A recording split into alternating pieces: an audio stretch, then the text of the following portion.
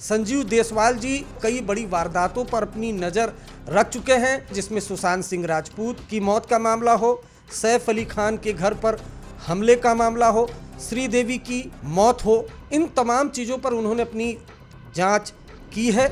ये एक परफेक्ट चोर की निशानी है, जिस तरीके का हथियार यूज़ करना। इन्वेस्टिगेशन में ऐसा आया हो कि दोनों एक दूसरे पर गलत शक कर रहे हैं। नहीं ऐसा कुछ है। जब हमने उसको वीडियो भेजी तो वहाँ रोने लग गया। मैं क्या हुआ? कहता है मेरे जीजा जी हैं। यंगस्टर मेरे पास आता है, कहता है 15 दिन के बाद मेरी शादी है। अब मुझे अपनी होने वाली वाइफ पे शक है। हमारे पास जितने बार लोग आते हैं उसमें 90% लोगों का शक सही निकलता। तो मैं कहूँ शीशी कहाँ है? कहता वो मैंने अपनी मदद का था, छुपा दो। मैं रोज़ गुरुजी से बोलती थी कि उनको कहते हैं सज़ा हो जाए जिन्होंने उसको मारा है, और मैं इतनी इन्वॉल्व हो गई थी कि मैं तो खाना भूल गई थी। सबसे चैलेंजिंग जो है, कौन सा केस आपको लगा? पूरे केस के अंदर जो ताना बाना था ना, उसके नौकर, उसका मिथानी कहते हैं मैनेजर, उसकी गर्लफ्रेंड रिया, इन सब चीज़ों के बीच में उलझा हुआ था। उन सब की कॉमन इंटेंशन नहीं हो सकती उसको मारने की। आपने जासूसी के लिए एक्टिंग की हो, चाय वाला, पान वाला, ऐसा कभी हुआ है? हर तरीके से जब ट्रैप कर लिया।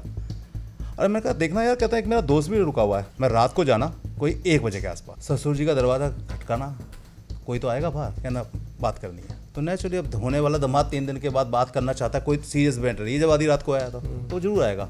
और उसका भाई भी आएगा इसके। मेरे दोस्त का बर्थडे है, हम उसके लिए केक लेके आए हैं और रात को उसको सरप्राइज़ देना है। तो 3 बजे उसका तुमने दरवाज़ा खटखटाना। नेता लोग हैं, वो भी जासूसी करवाते हैं। कोई भी क्राइम ऐसा किया हो जो आज तक कहते हैं रिपोर्ट ना हुआ हो, इस तरीके की कोई ऐसी इन्फॉर्मेशन जो आला कमान के कान में डाली जाए और उसका टिकट कटे।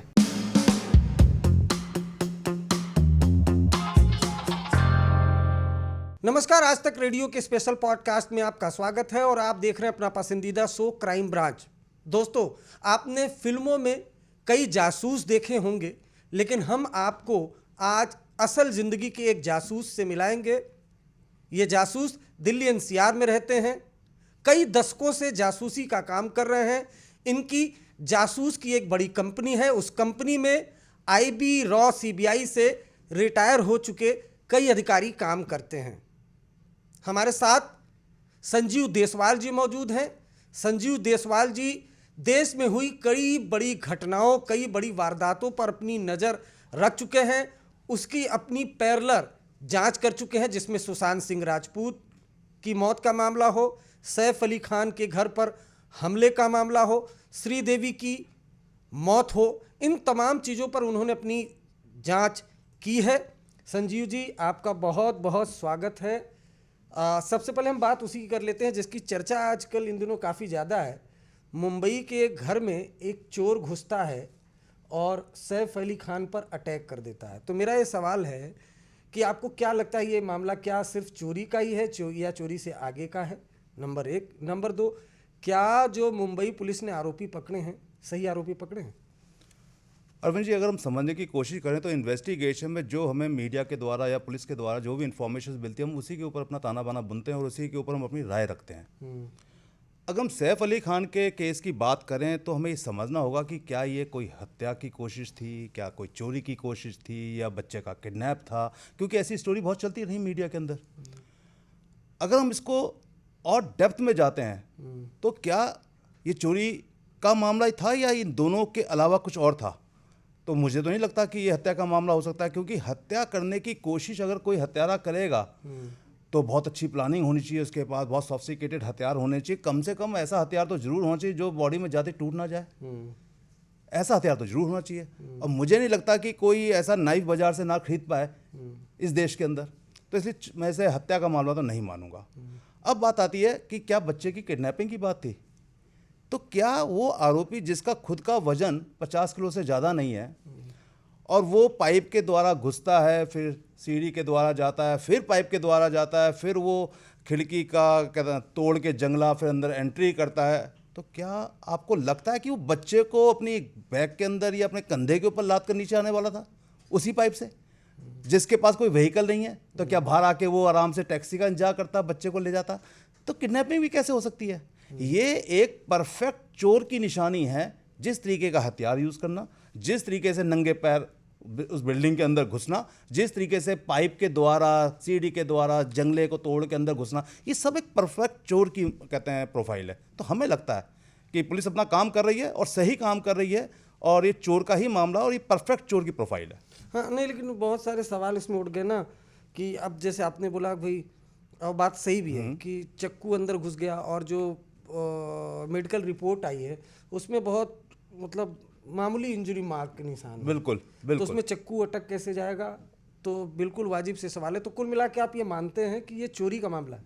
देखिए, मुझे इसलिए भी चोरी का मामला लगता है क्योंकि आपने देखा कि इतना कहते हैं लीलावती हॉस्पिटल के डॉक्टर्स ने कहा था कि उसको इतना चोट लगी है, वो शेर की तरह आया, शेर की तरह गया, और 2-3 दिन के बाद वो वॉक कर रहा है। उसको कहीं ऐसा नहीं लग रहा है कि उसके इतनी गहरी चोटें लगी हैं। तो इसका मतलब वो नाइफ से क्या सच में चोटें लगी थी? क्योंकि सेलिब्रिटी कहते हैं हॉस्पिटल है लीलावती, तो वहाँ पे जो लोग इलाज करने के लिए आते हैं तो उनकी कोशिश होती है कि उनका गुणगान करें। तो वो, मुझे तो ऐसा लगता है कि कोई ज़्यादा खास घायल नहीं हुए थे, और कहते हैं ये चोरी का ही मामला है। तो संजीव जी, आपने बतौर प्राइवेट जासूस आपने कई केसेस देखे, सुशांत सिंह राजपूत, सुनंदा केस, जिया खान बॉलीवुड एक्ट्रेस, आरूसी केस, उसके बाद आप भोजपुरी एक्ट्रेस आकांक्षा दुबे। सबसे चैलेंजिंग जो है, कौन सा केस आपको लगा? देखिए, एज ए इन्वेस्टिगेटर सारे केस चैलेंजिंग होते हैं, इसमें तो कोई दो राय नहीं है। और जब सुशांत राजपूत, आरुषि, बुरारी, श्रद्धा वालकर, इतने केसेस अगर हम लोग इन्वेस्टिगेट करते हैं तो मुझे याद आता है कि सुशांत राजपूत का केस काफ़ी सीरियस मैटर था। एक तो सबसे बड़ी बात यह थी कि उस वक्त कहते हैं कोरोना चल रहा था, और मुझे ऑफिशियली हायर भी किया गया था उस इन्वेस्टिगेशन के लिए इंडस्ट्री की तरफ से, और मैं बॉम्बे जाके इन्वेस्टिगेशन करने भी गया। तो जब मैं बॉम्बे जाके इन्वेस्टिगेशन करने गया तो आप हैरान हो जाएंगे कि उस वक्त कोरोना की वजह से सारे होटल्स वगैरह सब बंद थे। इवन एयरपोर्ट से सिटी के अंदर एंट्री करना भी बहुत मुश्किल था, लेकिन उसके बाद हमने एंट्री भी करी, होटल्स में भी रुके, इन्वेस्टिगेशन भी की। असल में होता क्या है कि इस पूरे केस के अंदर जो ताना बाना था ना, उसके नौकर, उसका मिथानी कहते हैं मैनेजर, उसकी गर्लफ्रेंड रिया, इन सब चीज़ों के बीच में उलझा हुआ था। होता क्या, अबैंडमेंट ऑफ सोसाइट, ऐसे केसेस अबैंडमेंट ऑफ सोसाइट के बीच में आते हैं। और जब अबैंडमेंट ऑफ सोसाइट में एक हैरान करने वाली बात है जो आज तक किसी ने समझी नहीं, क्योंकि इतने सारे अबैंडमेंट ऑफ सोसाइट के केसेस हो रहे हैं, चाहे आकाश दुबे हो, चाहे आपका और बहुत सारे केस हैं जो कहते हैं हम लोग देखते रहते हैं मीडिया के अंदर, लेकिन सज़ा किसी को नहीं होती है। वजह क्या है? मर्डर के अंदर हथियार होते हैं, क्या? रिवॉल्वर, नाइफ, पॉइजन, मारना, तलवार, कुछ भी ऐसा कोई भी हथियार। अबैंडमेंट ऑफ सोसाइटी में कौन से हथियार होते हैं? प्रताड़ना, धमकी देना, तंग करना। इन हथियारों को आप प्रूफ कैसे करोगे? ये हथियार प्रूफ नहीं हो पाते। कातिल साफ बच के निकलता है तो कत्ल ही ना। आपने किसी को इतना प्रवोक कर दिया कि वो इंसान अपनी ज़िंदगी को लेने के लिए मजबूर हो गया, चाहे उसमें सुशांत राजपूत ही हो, आकांक्षा दुबे ही हो। तो ये सब कौन थे? सुनंदा पुष्कर हो, ये सब लोग कौन थे? इनके पीछे ऐसा क्या था जो उठते हुए सितारे, उभरते हुए सितारे, यंगस्टर, उसके बावजूद उन्होंने अपनी जान ले ली? तो इनके पीछे जो हथियार थे वो कैसे हथियार थे? उनको कोई प्रूफ नहीं कर सकता था। ये सब अबैंडमेंट ऑफ सोसाइटी के बीच में आते हैं। तो इस सुशांत राजपूत के केस के अंदर यही था कि भाई दोपहर का टाइम, सुबह का टाइम है, जूस पी के वो अपने रूम में जा रहे हैं, रूम का दरवाज़ा लॉक किया है, वहाँ पे उनके नौकर हैं, वहाँ पे उनका ड्राइवर है, वहाँ पे उनका दोस्त है। उन सब की कॉमन इंटेंशन नहीं हो सकती उसको मारने की, क्योंकि हत्यारे की अगर इतने लोग अंदर हैं घर के अंदर तो कॉमन इंटेंशन होनी चाहिए थी किसी को मारने की। तो वो तो सब उसके अपने थे, तो कॉमन इंटेंशन नहीं थी। तो उसके पीछे जो राज थे वो आज तक नहीं खुल पाए। पुलिस तो आज तक कहते हैं ऑफिशियली स्टेटमेंट दी नहीं सीबीआई ने आज तक कि वो सुसाइड था कि नहीं था। वो तो मैंने वहाँ पे 3 महीने की इन्वेस्टिगेशन में अपने यूट्यूब वीडियोस डाले हैं, आपके आज तक पे काफ़ी इंटरव्यू दिए हैं, हर चैनल पे इंटरव्यू हुए हैं मेरे, 3-4 महीने कंटिन्यू इंटरव्यूज़ होते रहे। वहाँ पे मैंने बताया कि किस तरीके से सुसाइड हुआ है, सुसाइड करने का तरीका तक मैंने बताया कि सुसाइड आप इसको मानते हैं? सुसाइड सुशांत सिंह राजपूत ने suicide? Sushant Rajput amendment of suicide का केस है, सुसाइड है, लेकिन अमेंडमेंट ऑफ सुसाइड एक सिंपल सुसाइड नहीं है। सुसाइड के पीछे बहुत सारी वजहें थी। होता क्या है कि जो आदमी सुसाइड करने वाला होता है उसके पीछे कई चीज़ें काम कर रही होती हैं, खाली एक चीज़ काम नहीं कर रही होती। कई बार मेडिकल कंडीशंस हो सकती हैं, कई बार लोगों की धमकियां हो सकती हैं, कई बार आदमी का पैसा कहते हैं कि प्रॉब्लम्स हो सकती हैं। ऐसी कई सारी चीज़ें, नेपोटिज्म था उसके इसके अंदर। तो ऐसी कई सारी चीज़ें जब इकट्ठी होती हैं और आदमी पे ब्लास्ट करती हैं तो कई बार आदमी कहता है कि इस लाइफ को मारो लात। लोग आत्महत्या करने वाले कमज़ोर नहीं होते हैं, कई बार वो इतने स्वाभिमानी भी हो सकते हैं कि वो लाइफ को लात मार देते हैं, किक मार देते हैं, और उन्होंने किक मारी। मुझे ऐसा लगता है जो इंटरनल फीलिंग्स आती हैं, जो इन्वेस्टिगेशन में मैंने वहाँ पे लोगों को ट्रैप किया, उनके स्टिंग ऑपरेशंस किए, वहाँ से इन्फॉर्मेशन गैदर करी, तो मुझे ऐसा लगता है कि सुशांत राजपूत ने जो सुसाइड किया, उन्होंने एक तरीके से ज़िंदगी को लात मारी है, दुनिया को की नज़रों को दिखाते हुए कि तुम कुछ नहीं हो मेरे लायक की दुनिया नहीं है। इस तरीके से लात मार के उन्होंने अपने जीवन को तंग किया, मतलब बॉलीवुड ने भी तंग बॉलीवुड ने तंग किया, रिया के कहते हैं अपने पर्सनल कहते हैं इश्यूज रहे होंगे, पैसे के इश्यूज रहे होंगे, काम मिल रहा है छिन रहा है, बहुत सारे उनको उस जमाने में स्टोरियाँ मिली थी, फिल्म में स्टोरियाँ मिली थी, वो फिल्में साइन होने के बाद उनसे छिन गई थी। वो एक बार बाहर गए थे, अपने दोस्तों को लेके 80 लाख रुपए खर्च किए थे, वो दोस्त कभी काम नहीं आए, फिर आदमी एकांत में आ गया था, फिर रिया जैसी लेडी उनके साथ रहती थी जो ड्रग्स लेती थी, मतलब बहुत सारी चीज़ें चल रही थी उसके अंदर, तो वो सब चीज़ें थी, तो वो काफ़ी टफ केस था, चैलेंजिंग केस था। कोरोना के अंदर इन्वेस्टिगेशन करना मुश्किल था, हर आदमी अपने अपने व्यूज़ दे रहा था। इसमें एक बात और बताना चाहूँगा, मैं खुद भी था मुंबई में। हाँ, आपसे मेरी मुलाकात नहीं हो पाई, 39 दिन हाँ, मुंबई था। हाँ, मैं कम से कम 25-30 दिन मैं भी रहा हूँ उन दिनों में। मुझे अभी तक याद है कि ऐसे केसेस की बात नहीं, किसी भी केसेस के अंदर लोगों के रूमर्स किस तरीके के होते हैं। मैं आपको एक बहुत अच्छी स्टोरी बताता हूँ। मान लीजिए कोई एक हॉस्पिटल है, उस हॉस्पिटल के नुक्कड़ पर 50 मीटर पर एक चाय की दुकान है। उस चाय की दुकान पर कौन लोग आके बैठते हैं? ड्राइवर्स बैठते हैं, लोग यहाँ काम करने वाले बैठते हैं, 4th क्लास एम्प्लॉय बैठते हैं। और वो जब एम्प्लॉय आपस में डिस्कशंस करते हैं तो कैसे डिस्कशंस करते हैं? यार तुम्हें पता है उस हॉस्पिटल के अंदर डॉक्टर को काम करना नहीं आता। तो दूसरा बोला क्या हुआ? अरे मुझे वहाँ काम करने वाला बता रहा था कि यार कल ऑपरेशन थिएटर में एक आदमी की डेथ हो गई। बताओ, डॉक्टर को ऑपरेशन करना नहीं आता, बताइए। अभी रूमर्स कौन कर रहा है और ये बातें कौन कर रहा है? जिसको डॉक्टर लिखना भी नहीं आता है। जिस आदमी को डॉक्टर लिखना नहीं आता वो उस डॉक्टर की क्वालिफिकेशन पे उंगली उठा रहा है, चाय पीते हुए, चुस्की पी करते हुए। और वही ड्राइवर 10 जगह जाके जब बैठता है तो बता कि मेरे को मेरा दोस्त बता रहा था यार उस हॉस्पिटल में अच्छे नहीं है डॉक्टर, वहाँ पे तो यार ऑपरेशन नहीं आता करना लोगों को। अब ये धीरे धीरे रूमर्स बनते हैं और फिर लोगों को पता चलता है वो तो हॉस्पिटल ही बेकार है। और ये लोग कौन है? ये वो लोग हैं जिनके पास टाइम ही टाइम है सिर्फ रूमर्स फैलाना। तो हमारे जितने भी केसेस इस देश के अंदर होते हैं उसके अंदर कुछ इसी तरीके से 1 + 1 = 2, 2 = 4, 4 = 4, 8 = 16, इस तरीके से रूमर्स बनते चले जाते हैं। वीडियो, यूट्यूब्स, लोगों के पास टाइम। मेरी एक लेडी क्लाइंट है, उनसे परसों मेरी मुलाकात हुई तो कह रही संजीव जी आप ना सुशांत केस पे कर रहे थे, मैं तो 3 घंटे 4 घंटे उसी केस को फॉलो कर रही थी और मैं रोज़ गुरुजी से बोलती थी कि उनको कहते हैं सज़ा हो जाए जिन्होंने उसको मारा है, और मैं इतनी इन्वॉल्व हो गई थी कि मैं तो खाना भूल गई थी। अब बताइए, अब ऐसे लोग हैं तो मैंने उनको कहा कि भाई आप ही की वजह से तो यूट्यूब चल रहे हैं। अगर आप जैसी लेडीज़ नहीं होंगी तो यूट्यूब चैनल चलेंगे कैसे? आप लोग जैसे चाहिए। 150 करोड़ की आबादी है जिस देश के अंदर, जिसमें से लोगों के पास काम ही नहीं है, तो ये सब चीज़ें हैं।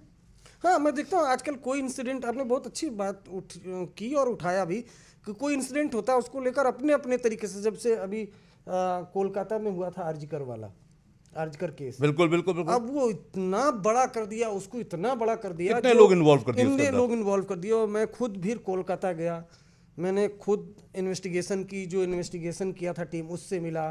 वो जो सीसीटीवी फुटेज का ग्रैब देख पा रहा हूँ जिसमें अक्यूज संजय रहा, वो मैंने निकाला था। जो सारे मीडिया में चल रहा है वो मैंने निकाला था, क्योंकि मैं फिर सीसीटीवी मैंने खुद देखा अपनी आंखों से। आप तो जुझारू कहते हैं तो मैंने आते जाते देखा, उसी से समझ में आ गया सर। ये बात आपने बिल्कुल वाजिब कही। अच्छा चलिए, ये तो ही बात। और इसमें सुशांत सिंह राजपूत के अलावा ये तो क्लियर आपने कर दिया कि वो आत्महत्या के लिए उकसाने का मामला बनता है, हालांकि सीबीआई ने अभी तक कोई नतीजा नहीं दिया।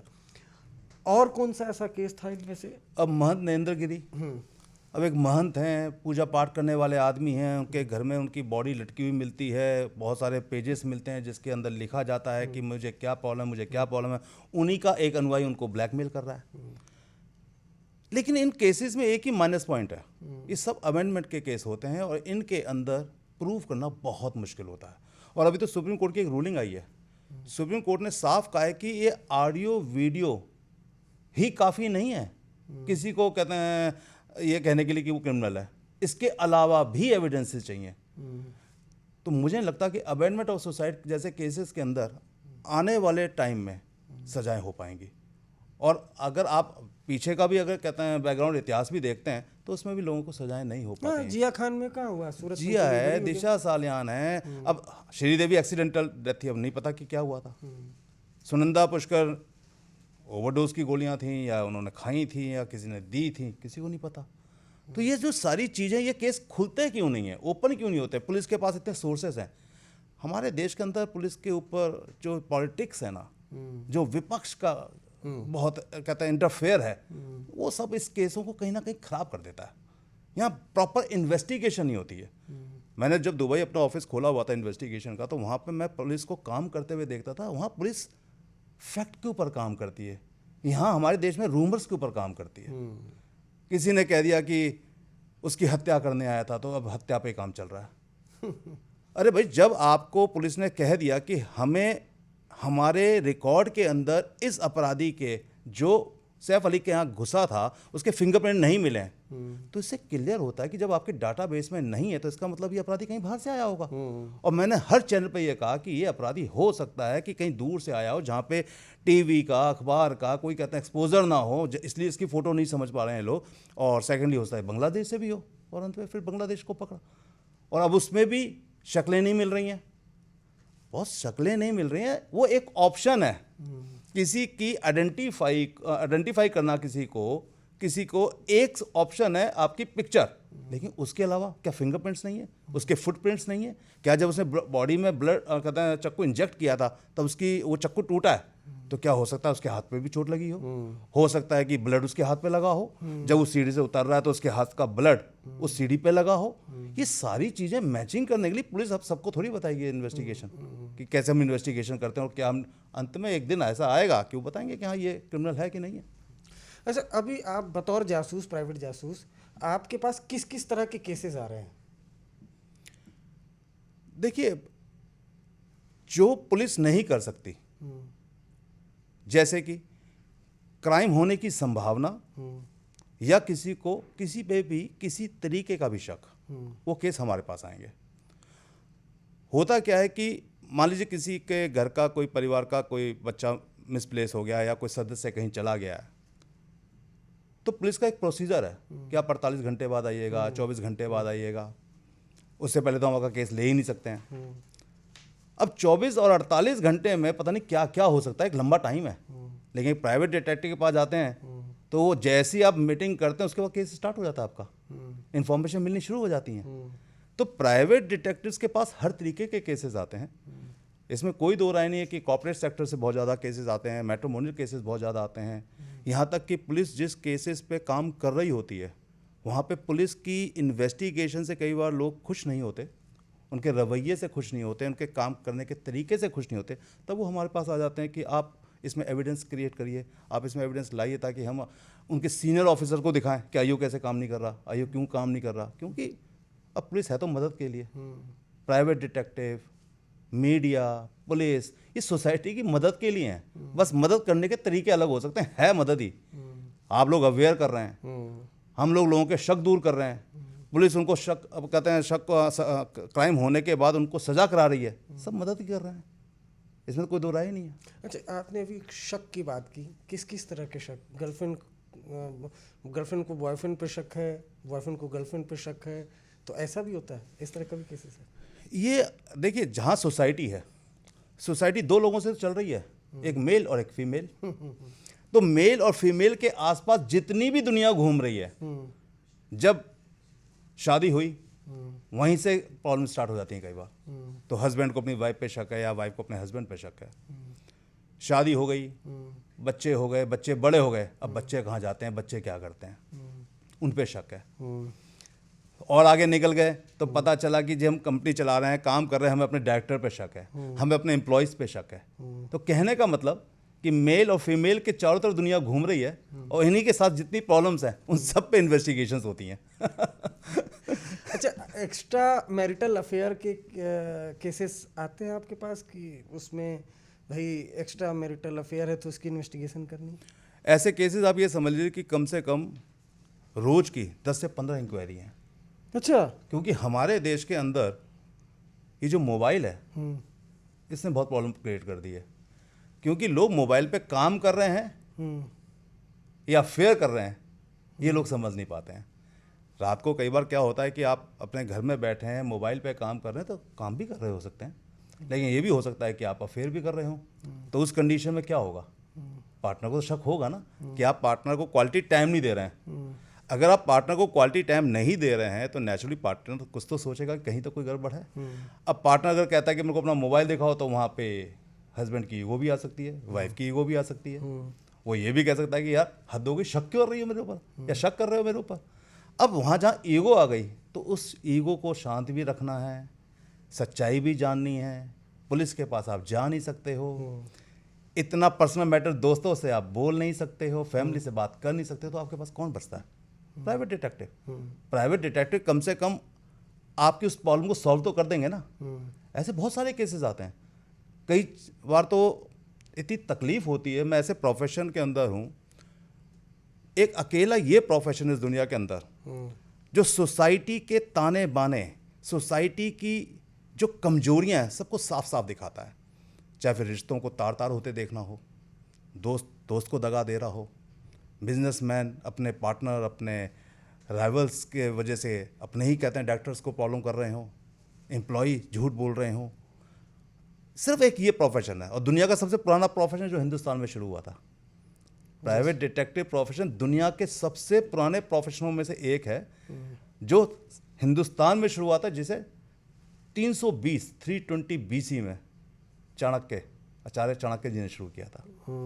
तब उन्होंने क्या किया था कि नंद शासक था, जब नंद वंश का धनानंद शासक, उसको हटाने के लिए उन्होंने कुछ लोगों का समूह बनाया और उनसे कहा कि कुछ इन्फॉर्मेशन ऐसी लेके आओ जिससे कि मैं इस राजा को हटा के अपने कहते हैं शिष्य चंद्रगुप्त को, मौर्य को बनाऊं। तो जो वो समूह था वो उस वक्त गुप्तचर कहलाता था। आज मॉडर्न सोसाइटी के अंदर वही प्राइवेट डिटेक्टिव हैं, वही जासूस हैं। तब भी सूचनाएं बहुत इंपॉर्टेंट थी, आज भी सूचनाएं बहुत इंपॉर्टेंट हैं। तब भी इंफॉर्मेशन अपना काम करती थी, आज भी इंफॉर्मेशन आदमी को मजबूत बनाती हैं। अगर आदमी के पास इंफॉर्मेशन नहीं है तो कमज़ोर है, अगर उसके पास इंफॉर्मेशन है तो वो माइंड मेकअप कर सकता है, स्ट्रेटेजी क्रिएट कर सकता है, स्ट्रेटेजी बना सकता है कि मुझे आगे क्या करना है। अगर आज इंफॉर्मेशन आ जाए कि दिल्ली में कौन जीतने वाला है, कौन हारने वाला है, कैसे हारने वाला है, कैसे जीतने वाला है, तो आप स्ट्रेटेजी बना सकते हैं ना बेस्ट। तो इन्फॉर्मेशन चाहिए। बहुत अच्छी जगह मुड़ा आपने। तो बताइए कि क्या जो नेता लोग हैं वो भी जासूसी करवाते हैं? देखो, हमारे जो क्लाइंट होते हैं, बिजनेसमैन हो, इंडिविजुअल्स हों, पॉलिटिशियंस हों, सभी होते हैं, इसमें तो कोई दो राय नहीं है। भाई पॉलिटिशियन राइवल की इन्वेस्टिगेशन तो कराना चाहेंगे ही। और मुझे तो याद है कि आपने आज से 10 साल पहले मेरे साथ ये केस कवर किया था, बहुत चला था आज तक के ऊपर। हमने कई नेताओं की कहते उस वक्त इन्वेस्टिगेशन की थी। होता क्या है कि प्रॉब्लम एक जगह से 10 लोगों को तो टिकट मिल नहीं सकता, पार्टी तो एक ही को देगी। तो जो 9 हैं, अब वो 9 को कैसे हटाया जाए? तो जिसके पास सामर्थ्य है और जिसको लगता है कि मैं राइट चॉइस होनी चाहिए, तो वो फिर इन्वेस्टिगेशन करा के उन नेताओं की कमजोर यहाँ की, जैसे कि चाहे वो उसने प्रॉपर्टी बनाई हो, चाहे उसने पैसा इधर उधर किया हो, चाहे उसने हवालात किए हो, चाहे उसने आपका कोई भी क्राइम ऐसा किया हो जो आज तक कहते हैं रिपोर्ट ना हुआ हो, इस तरीके की कोई ऐसी इन्फॉर्मेशन जो आला कमान के कान में डाली जाए और उसका टिकट कटे। तो इस तरीके की इन्वेस्टिगेशन तो डे 1 से चल रही हैं। अभी दिल्ली इलेक्शन चल रहा है, उसमें कुछ कर रहे हैं? नहीं, अब वो तो कॉन्फिडेंशियल है, अब तो होने दो से वो तो कॉन्फिडेंशियल मैटर है। एग्जैक्टली। लगाए तो होंगे कुछ लोग, लगाए। चलता रहता है इन्वेस्टिगेशन। अब इन्वेस्टिगेशन में काम तो चलते ही रहते हैं। कोई ऐसा अभी आपने बोला एक्स्ट्रा मैरिटल अफेयर का कोई ऐसा केस जिसमें कुछ ऐसा आया हो कि एक पत्नी को पति पर शक हो या पति को पत्नी पर शक हो, लेकिन इन्वेस्टिगेशन में ऐसा आया हो कि दोनों एक दूसरे ऊपर गलत शक कर रहे हैं? नहीं, ऐसा कुछ है नहीं। ऐसा हमारे पास जितने बार लोग आते हैं उसमें 90% लोगों का शक सही निकलता है। 90%। अच्छा। वजह ये होती है कि वो आते ही क्यों हैं? प्राइवेट डिटेक्टिव के पास आना, उसको एक अच्छी कहते हैं अमाउंट देना इन्वेस्टिगेशन करने के लिए, तो नेचुरली उनको कहीं ना कहीं ऐसे जो शक होते हैं वो एविडेंस में क्रिएट करने के लिए प्राइवेट डिटेक्टिव्स के पास आते हैं।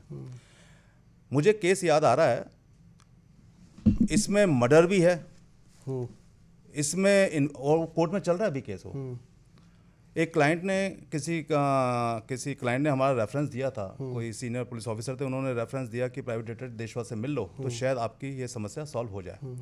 तो क्लाइंट ने फ़ोन किया तो मैंने कहा कि आप एक काम कीजिए, आप मेरे ऑफिस आइए, क्योंकि मैटर बड़ा कॉन्फिडेंशियल है और सबसे बड़ी बात है कि आपको किसी ने रिकमेंड किया है तो इसे आप ऑफिस आके डिस्कस कीजिए। तो क्लाइंट ऑफिस आया, उसने बताया कि उसकी 1 साल पहले शादी हुई है, शादी के बाद उसकी वाइफ से बनी नहीं, चाहे डोमिनेट पर्सनैलिटी कह लो या वाइफ ही बनाना नहीं चाहती थी, जो भी वजह है घर में बनी नहीं, जिसकी वजह से वो अब घर में ज़्यादा रहता नहीं है, अपने बिजनेस के सिलसिले में आउट ऑफ इंडिया ज़्यादा रहता है। इसी दौरान उसकी 6 महीने पहले भाई की रहस्यमय स्थितियों में रात को डेथ हो गई। तब वो इंडिया से बाहर था, वाइफ का बैकग्राउंड ठीक है, फैमिली बैकग्राउंड ठीक है, तो उन्होंने उसका क्रियाक्रम रात में ही करवा दिया सुबह, और फूड पॉइजनिंग की रिपोर्ट बनवा के ये सब ख़त्म कर दिया। क्लाइंट को शक था कि ये कहीं ना कहीं पत्नी का कोई गेम है, क्योंकि मेरा भाई उस दिन पार्टी में भी नहीं गया था, ठीक ठाक भी था, तो उसे फूड पॉइजनिंग कैसे हो गया, तो उन कड़ियों को मिला नहीं पा रहा था कि वो ऐसे कैसे मर जाएगा। लेकिन कुछ नहीं कर सकता था क्योंकि बॉडी का क्रिमिनेशन हो चुका था, पुलिस में कोई रिपोर्ट भी नहीं हुई थी, डॉक्टर की रिपोर्ट भी लगी हुई थी कि भाई फूड पॉइजन था। तो ये स्टोरी ख़त्म हो गई। अब क्लाइंट मेरे से ये जानना चाहता था कि हाल ही में मेरी मदर को रात को जब उन्होंने अपने हेल्थ टॉनिक को पिया तो उनके ब्लड में अंदर खराश पैदा हुई और मुंह से खून निकलने लगा। मैं इंडिया से बाहर था, मेरे मदर को बोला कि भाई कहते हैं फटाफट वाइफ को कहो कि हॉस्पिटल ले जाएं। हॉस्पिटल गई, हॉस्पिटल वो 1-2 दिन रहीं और ठीक होके घर आ गई। तो संजीव जी, मुझे लगता है कि मेरे भाई की हत्या में और मेरी मदर को मारने की कोशिश में कहीं ना कहीं मेरी पत्नी या के घर वालों इन्वॉल्व हैं, और मुझे इस पर इन्वेस्टिगेशन करके क्लियर करिए। तो मैं कहा वो शीशी कहाँ है? कहता वो मैंने अपनी मदर को कहा था छुपा दो उसको, तो वो शीशी आपको मिल जाएगी। मैं ठीक है, वो शीशी मेरे को दो। शीशी को मैंने फॉरेंसिक एक्सपर्ट के पास भेजा कि इसके अंदर क्या है देखो। तो उसने कहा कि इसके अंदर पिसा हुआ कांच है, कांच का चूरा है पिसा हुआ। मैं समझ गया कि यस, मेरा क्लाइंट सही सोच रहा है। अब इसको हम कैसे इन्वेस्टिगेट करें और कैसे इसके अंदर ये क्लियर करें कि कोर्ट में इस केस को रखना है, सजा करानी है, तो इसके लिए एविडेंसेस चाहिए और सॉलिड एविडेंसेस चाहिए। इन्वेस्टिगेशन स्टार्ट हो गई, लेडी को ऑब्जर्वेशन में रखा, पीछे की जितनी इन्फॉर्मेशन थी शादी से पहले की, वो सारी इन्फॉर्मेशन गैदर करनी शुरू करी, किस कॉलेज में थी, उसके कौन दोस्त थे। आजकल सोशल मीडिया पे काफ़ी चीज़ें मिल जाती हैं। सोशल मीडिया पे आप अपनी स्टोरी को हटा देते हो तो आपके जो और दोस्त डालते हैं या डाली होती हैं उन स्टोरीज पे आप कहते कलेक्ट कर लेते हो काफ़ी चीज़ें। उन्होंने अपने आप को सोशल मीडिया से हटा रखा था, लेकिन उनके दोस्तों ने उस ज़माने में जो सोशल मीडिया पर डाल रखा था वो सब चीज़ें धीरे धीरे मिलनी शुरू हुई। इन्वेस्टिगेशन में पता चला कि उनका कोई पुराना दोस्त है, उसकी शादी हो गई थी, उससे इनके अच्छे संबंध थे, अभी उसका डाइवोर्स हुआ है, और ऑब्जर्वेशन सर्विलेंस में साफ पता चल गया कि उससे मिलती हैं। जब ये माशे जी इंडिया से बाहर जाते हैं तो ये जो अपने मदर के पास जा रही हैं, ये मदर के पास जाके उसके साथ 2-2 3-3 दिन तो होटल्स के रिकॉर्ड्स निकाले गए। अब इन सब चीज़ों में मर्डर फिर भी कहीं किसी तरीके से कवर नहीं हो रहा था कि मर्डर को कैसे कवर करें। काफ़ी दिमाग लगाने के बाद, स्ट्रेटजी बनाने के बाद हमने अपने डिटेक्टिव को कहा कि आप एक काम करो, इस आदमी को ट्रैप करना शुरू करो, इस आदमी के दोस्त बन जाओ। उसके दोस्त बन गए, उसका उठना बैठना शुरू किया, उसके साथ पार्टी में जाना शुरू किया, धीरे धीरे बोलना शुरू किया, क्या हुआ यार तुम शादी नहीं कर रहे हो, डाइवोर्स हो गया तो तुम्हें शादी करनी चाहिए। धीरे धीरे उसने बताना शुरू कर दिया कि मेरे पास है मेरी एक गर्लफ्रेंड, बस जल्दी शादी होने वाली है। धीरे धीरे और खुलता गया, जब खुलता गया खाते पीते पार्टीज़ में, तो फिर वो सब रिकॉर्ड इकट्ठे किए जाते रहे ऑडियो वीडियो फॉर्मेट के अंदर। इधर हमने अपने क्लाइंट को बोला कि अब आप एक काम करो, अपनी वाइफ को बोलो कि मुझे सब पता है कि तुम गलत कर रही हो, लेकिन मैं तुम्हारे साथ रहना चाहता हूँ। अब यहाँ नाटक शुरू करो प्यार मोहब्बत का कि मैं तुम्हारे साथ रहना चाहता हूँ, मैं तुम्हें तलाक देना नहीं चाहता, तुमसे जो हुआ उसके लिए मैं तुम्हें माफ़ करता हूँ, लेकिन तुमने किया कैसे ये तो बताओ, ताकि मेरे को विश्वास हो कि तुम मेरे साथ ऐसा कुछ नहीं करोगी। इससे पीछे हमने काफ़ी काम किया, क्लाइंट को कहाँ से घुमाने ले जाए, इंडिया से बाहर ले जाए, धीरे धीरे इसे हम ट्रैप कहते हैं। जो हम ट्रैप कर रहे थे, अब हमारा क्लाइंट ही अपनी वाइफ को ट्रैप कर रहा था। ट्रैप करते करते करते करते जब वाइफ को लगने लगा नहीं, ये बहुत ज़्यादा प्यार करता है और ये अब तलाक तो देगा नहीं, क्योंकि वो लेडी तलाक लेना चाहती थी, क्योंकि तलाक मिले या ये सब मरें, दो ही काम हो सकते थे, या तो तलाक मिले या ये सब लोग मरें, तो फिर मैं उससे शादी करूं और इसका सारा प्रॉपर्टी सब को मिल जाए। शायद भाई को पता चल चुका था इस संबंधों के बारे में, इसलिए उसको मार दिया गया। तो लेडी ने बताया, वो भी ऑडियो वीडियो रिकॉर्ड किया गया, मंदिर में बिठा के, अपने घर के मंदिर में लेडी ने बोला कि मेरे से गलतियां हो गई, आप मेरे पे विश्वास नहीं करते थे, एक दिन मुझे गुस्सा आ गया, तो मेरा एक स्कूल का दोस्त है, उसको मैंने कहा था, तो उसने मुझे कोई पाउडर सा ला के दिया, मुझे नहीं पता था वो कांच है। उसने कहा था इसको मिला देना, वो मम्मी जो आपके हेल्थ टॉनिक पीती हैं रात को। मैंने उसको उसमें मिला दिया था, मुझे नहीं पता था ये सब होना था। मुझे लगा वो धीरे धीरे कोई धीमा जहर होगा, स्लो पॉइजन होगा, धीरे धीरे डेथ होगी। मुझे नहीं पता था कि वो सीधा, अगर मम्मी को मैं उस दिन ना लेके जाती हॉस्पिटल तो वो अंदर तक आते फट जाती और उनकी डेथ हो जाती। भाई के साथ क्या हुआ था, वहाँ वो हिचकिचाने लगी, कहती कोई बात नहीं, अब हम लोगों ने ज़िंदगी में साथ जीना है, अगर तुम्हें तलाक लेना है तो मैं तलाक भी दे दूंगा, लेकिन मुझे बता के जाओ। अब उसको ये नहीं पता था कि सब चीज़ ऑडियो वीडियो रिकॉर्ड हो रही हो, स्मार्ट तो थी, लेकिन उसको नहीं पता था कि सब चीज़ अब मेरे एविडेंस में बनने वाली हैं। तो वो गुड फेथ में बताने लग गई कि मेरे को उन्होंने कोई चीज़ ला के दी थी, मुझे नहीं पता वो क्या था, ऑर्गेनिक था कि क्या था, मैंने वो उसमें डाल दिया, उनके खाने में मिला दिया और रात को उनको उल्टियाँ होने लगी, उनकी डेथ हो गई। अभी सारे एविडेंस मेरे पास आ चुके थे। हमने क्लाइंट को कहा कि आपको हम सीडी बना के दे रहे हैं ऑडियो वीडियो की, और इसको आप पुलिस के पास ले जाओ। पुलिस, अब लोकली पुलिस लगनी थी, क्योंकि जो केस था जहाँ की जुडिक्शन बनती थी लोकल पुलिस लगनी थी, उसी कहते हैं लेडी के, उनका अच्छा वहाँ पे हिसाब किताब था, पॉलिटिशियन फैमिली भी थी। तो सीडी उठा के एसपी ने बाहर फेंक दी, ये बेकार की चीज़ें हैं, हम नहीं मानते, क्या जासूसी उठा लाया, कोई भी ऐसे बोल देगा। क्लाइंट फिर मेरे पास आया, मैं कोई बात नहीं, आप इस सीडी को और मेरी रिपोर्ट को, वो पहली एक रिपोर्ट लगाई है मैंने अपनी ज़िंदगी के अंदर, मैंने कभी कोई कोर्ट में रिपोर्ट नहीं दी आज तक, क्योंकि कोर्ट में रिपोर्ट देने से हमें क्या क्या प्रॉब्लम्स आई उस रिपोर्ट के बाद मुझे पता चला।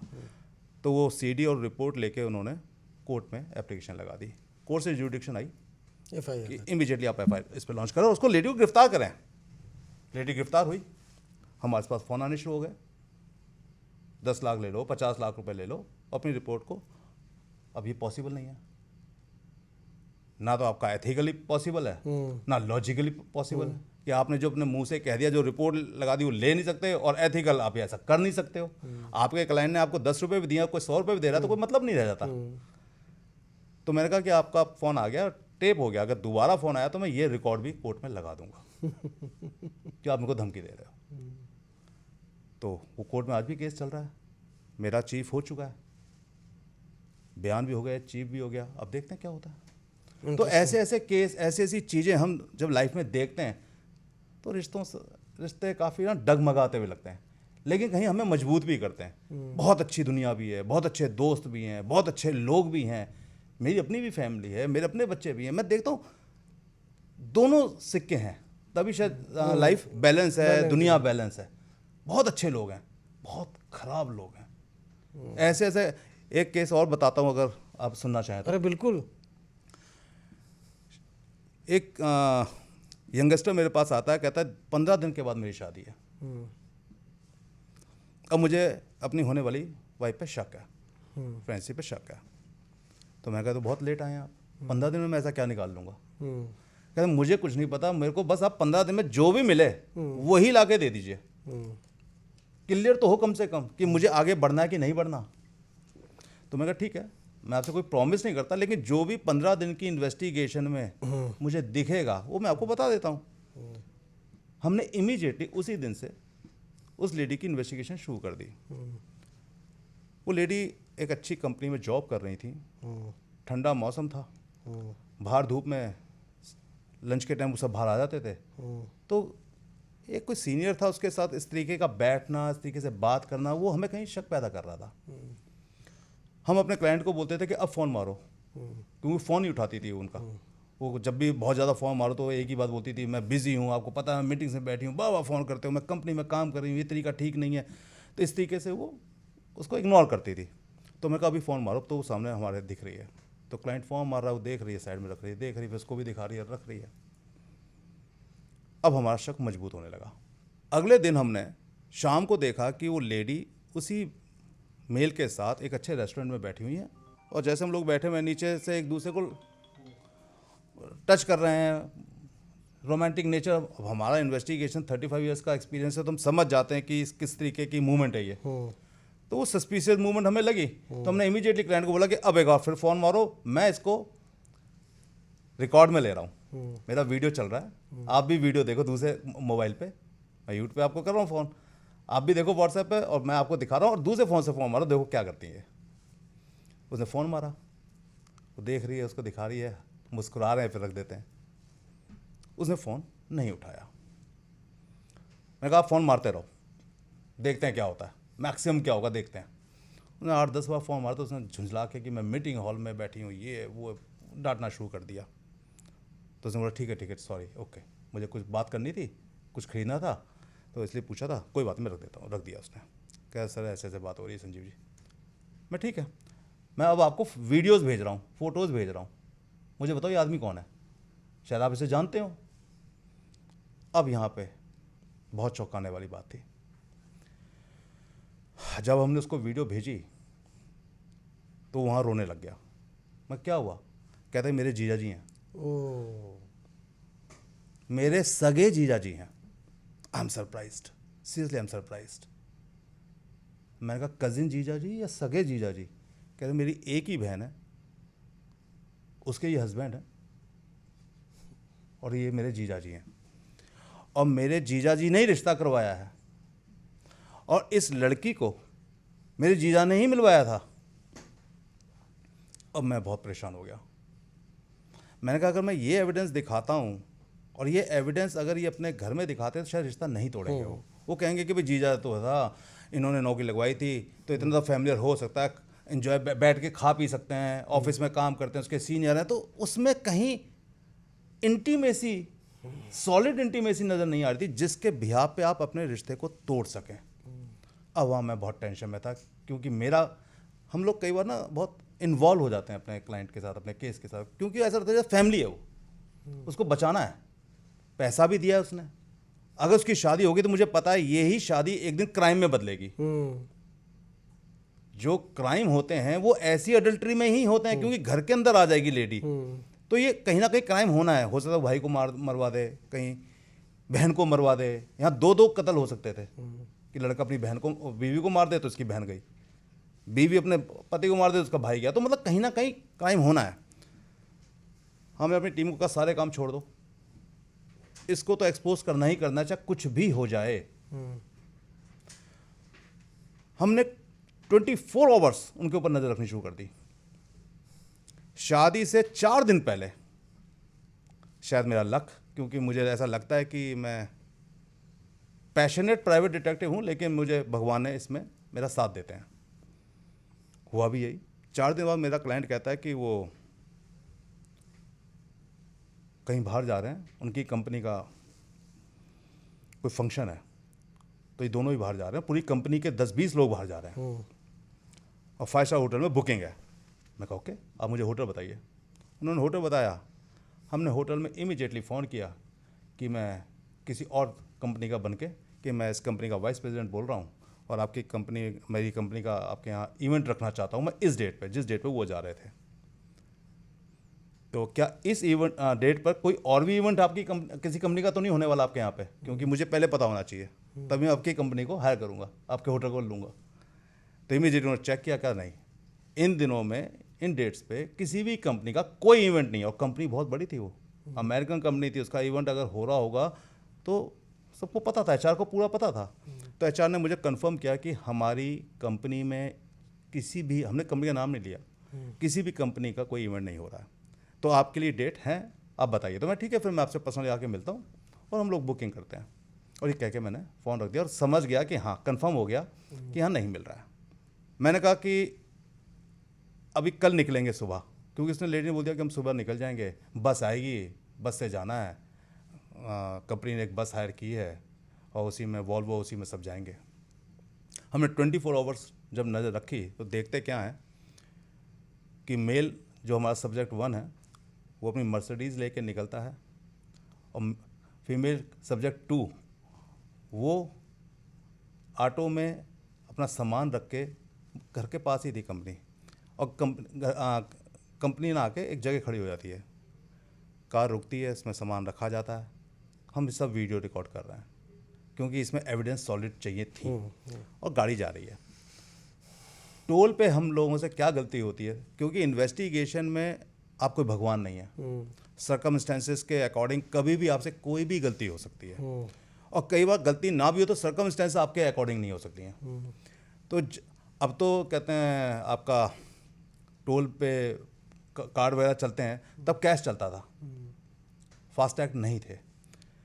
तो जैसे ही मैं टोल पे पहुंचता हूं, मैं उसकी गाड़ी जैसी आगे निकलती है, मेरे तीनों इन्वेस्टिगेटर गाड़ी और मेरी गाड़ी, टोल से एक गाड़ी हमारे आगे होती है, उसका कोई प्रॉब्लम हो जाती है पैसे की, जिसकी वजह से उसको 10-5 मिनट लेट हो जाता है। वो हम तो कैश खुले रखते हैं हर तरीके के कि भाई जितना भी होगा उसको दे देंगे, कहेंगे बाकी तू रख ले, हम तो निकालेंगे। लेकिन अब आगे वाला सर्कमस्टेंस ऐसी हो गई कि उसने हमारे 10-15 मिनट खा लिए। मैं एक मिनट को क्रॉस चेक कर रहा था।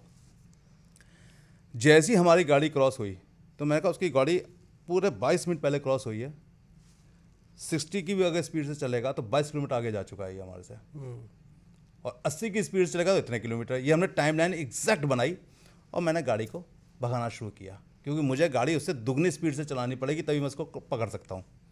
गाड़ी भगानी शुरू करी, 100 किलोमीटर गाड़ी चली मेरी, मुझे कहीं नज़र नहीं आया। अब मेरा माथा ठनका कि ऐसा हो ही नहीं सकता, वो गाड़ी नहीं भगाएगा, वो एंजॉय करने निकला था तो वो आराम से निकलेगा 70-80 की स्पीड पे, वो 130-140 की स्पीड पे गाड़ी नहीं चलाएगा। अगर वो मेरी 100 किलोमीटर की रेंज में नहीं आया तो वो इसका मतलब कहीं इसने आसपास ही होटल लिया है। मैंने इमीडिएटली गाड़ी मोड़ी, साइड में खड़ी की, टीम को बिठाया, लैपटॉप्स निकाले, हमने मैपिंग करी कि यहाँ पे कितने कहते हैं 5 स्टार होटल्स हैं।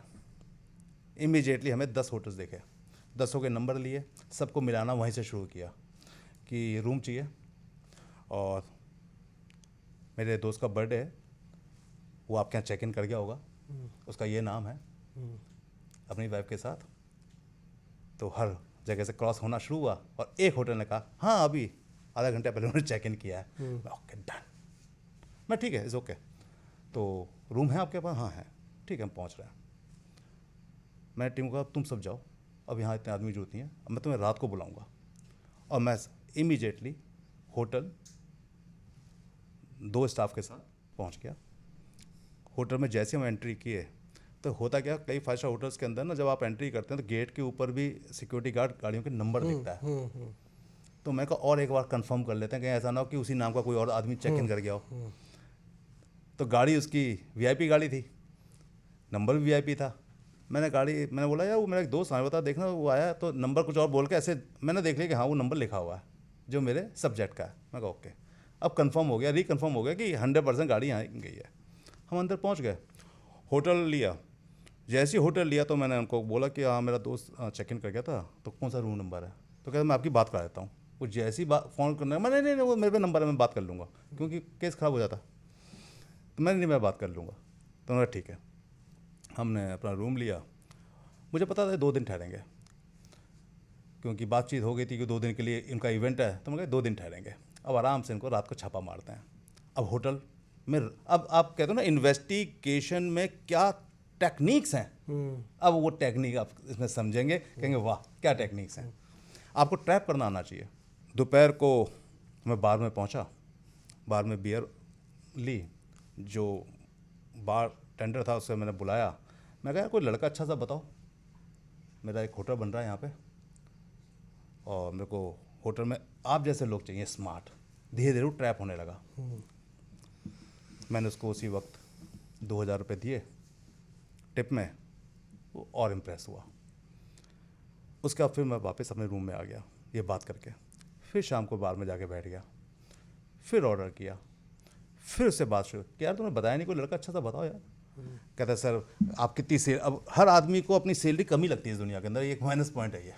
इस दुनिया में किसी को कितनी भी आप सैलरी दे दो, जब भी उसे आप बोलोगे कि कितनी सैलरी मिलती है, 1.5 लाख, तुम तो यार 2.5 लाख के आदमी हो, बड़े कम सैलरी में काम कर रहे हो, तुम एक काम करो हमें ज्वाइन करो यार। तो आदमी एकदम चकरा जाएगा कि उसे 1 लाख का सीधा।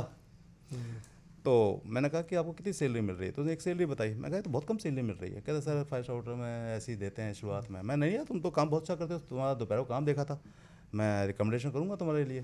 तुम एक काम करो, मेरे को अपना एक तो बायोडाटा भेजो और सैलरी में बात करता हूँ तुम्हारी, ठीक है। फिर उसको और अच्छी तरह ट्रैप किया, फैमिली कहाँ रहती है, वहाँ फैमिली की भी जगह मिलेगी, मतलब उसको हर तरीके से जब ट्रैप कर लिया। अरे मैंने कहा देखना यार, कहता है एक मेरा दोस्त भी रुका हुआ है, उसका नंबर नहीं मिल रहा है, देखना कौन से रूम में है।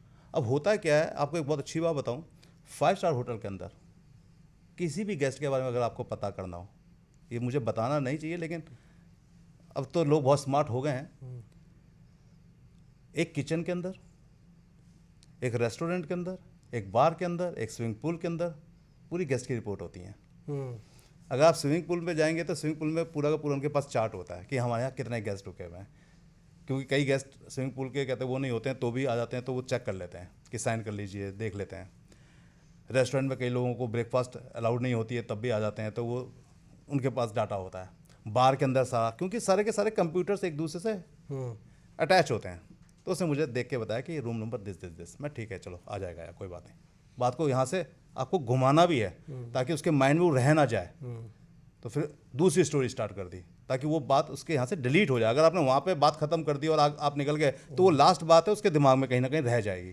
तो वो बात को ख़त्म करने के लिए दूसरी बातें बनाओ ताकि उससे आगे निकल जाओ, और वो डिलीट हो गई। उससे हमने और काफ़ी बातें करी। मैंने बोला ठीक है अपना रिज्यूम मेरे को भेज देना, और वो अपने उसमें ही चला गया कि मैं तो रिज्यूम भेजना है, मेरी तो 2.5 लाख की नौकरी लगने वाली है, मुझे तो मज़ा आ गया ये वो, और 2-4 हज़ार उसको दिए टिप, वो बड़ा खुश रहा।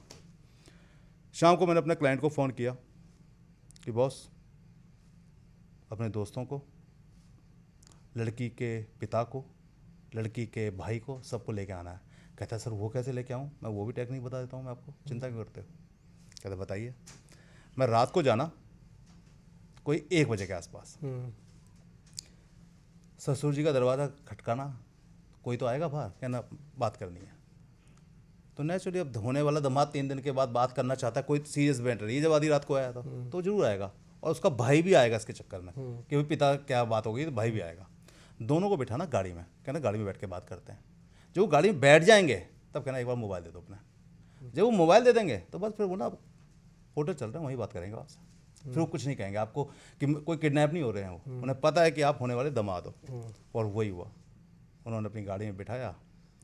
उनको शक हो चुका था पिता को कि कुछ तो गड़बड़ है, भाई दामाद आया है 5 स्टार होटल की तरफ ले जा रहा है, तो कोई तो बात है। पहुँचे 5 स्टार होटल में, पता ही है लिफ्ट के अंदर कार्ड लगते हैं। मुझे देखा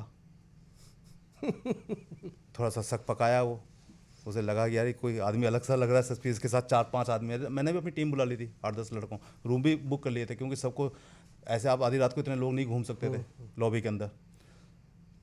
तो सबको 10-20 आदमी इकट्ठे हो गए, सबको मैंने अपने रूम में बिठाया। रूम में बिठाने के बाद मैंने वहाँ के फ्लोर मैनेजर को बुलाया और मैं कहा यार तेरे से एक छोटा सा काम है। कहता बताइए।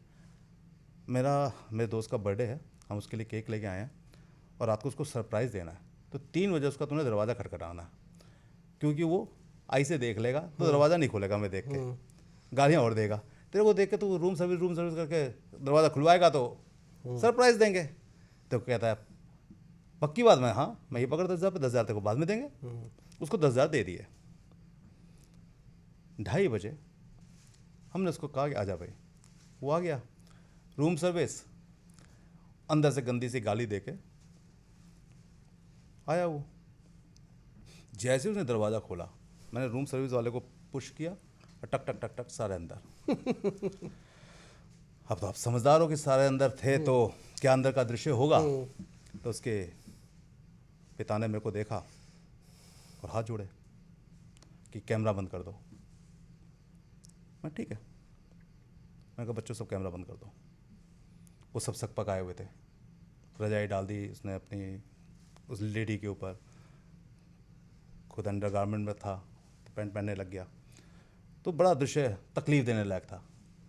फादर भी हाथ जोड़ के खड़े हो गए, ब्रदर भी हाथ जोड़ के खड़ा हो गया, लेकिन मेरा अपना खुफिया कैमरा काम कर रहा था, क्योंकि मैं सोसाइटी को जानता हूँ कि अभी सोसाइटी में इसको प्रॉब्लम है, दबा हुआ है, तो अभी तो ये हमारी हर बात मानेगा, लेकिन हो सकता है बाद में हम पे केस बना दें।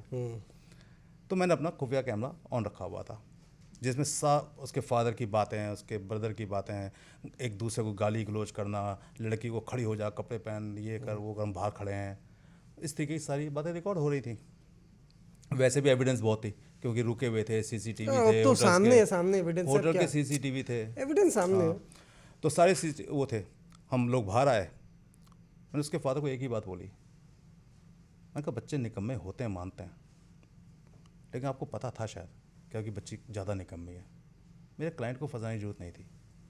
अब आपसे ये उम्मीद करता हूँ कि मेरे क्लाइंट का जितना भी पैसा खर्च हुआ हुआ है अभी तक, जितने इसने होटल 5 स्टार होटल बाहर बुक किए हुए हैं, टिकटें बुक की हैं, जितना भी इसका खर्चा हुआ है 70-80 लाख रुपए जो अभी हो चुका है, वो सब आप इसे पे कर रहे हैं। किसी जगह केस नहीं बना रहे हैं, क्योंकि अगर आपने किसी जगह कोई केस बनाया इसके ऊपर कि डाउरी के लिए शादी तोड़ दी, ये कर दिया, वो कर दिया, तो मेरे क्लाइंट को प्रॉब्लम होगी। तो कहता आप कौन हो, मैंने आपको कहीं देखा है। मैं कहा आपने को टीवी पे देखा हुआ है, मुझे मालूम है, जब आप देखा कर रहे हो टीवी पे देखा होगा। कहता अच्छा आप प्राइवेट, तो समझ गया। तो मैं कहा आप मेरे को जानते हो, केस मेरा कच्चा नहीं है, हर तरीके के मेरे पे एविडेंस हैं, तो अच्छा ये रहेगी, मैं इसको भूल गया। क्लाइंट आपको कभी कोई प्रॉब्लम नहीं करेगा, हम आपको कभी कोई प्रॉब्लम नहीं करेंगे। बच्चे गलतियां करते हैं, फॉरगेट इट, लेकिन शादी टूटनी चाहिए और सारा का सारा उसका सामान। आज भी वो क्लाइंट मेरे ऑफिस में आके नतमस्तक हो जाता है। अब तो अच्छी लाइफ है उसकी, बच्चे हैं। तो ये जो रिश्ते टूटते हुए देखते हैं, बिखरते हुए देखते हैं, एक दूसरे को ठगते हुए देखते हैं, तो तकलीफ होती है, लेकिन सोसाइटी अच्छी भी बहुत है, इसमें कोई दो राय नहीं। पॉजिटिव और नेगेटिव दोनों ही चीज़ें हैं। कभी ऐसा कोई, ये मेरा आखिरी सवाल आप समझ लीजिए, कि आपने जासूसी के लिए एक्टिंग की हो, चाय वाला, पान वाला, ऐसा कभी हुआ है?